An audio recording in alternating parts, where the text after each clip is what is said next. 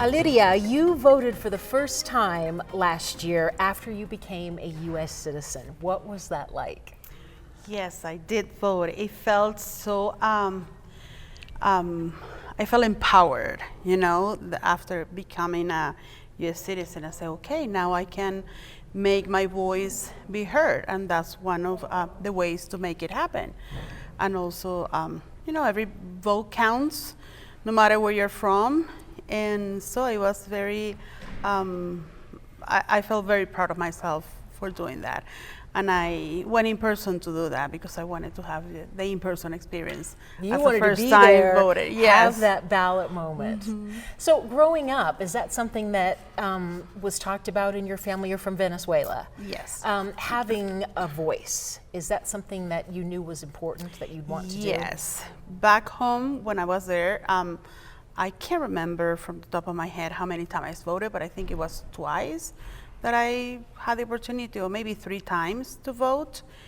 And yes, that's a way to exercise, that civic muscle that every citizen has. What was that experience like in Venezuela compared to here?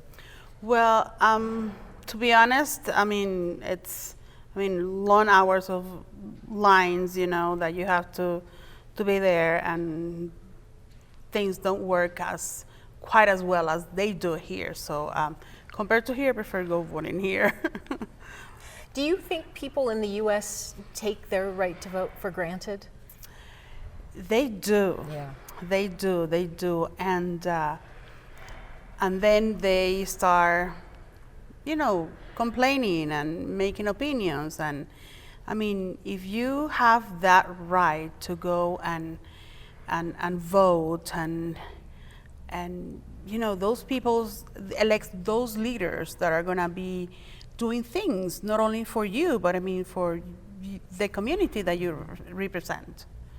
So it should be exercised, that right. And I know that once I became a citizen, I know that that's one of the most important rights that a citizen has, is the right to vote.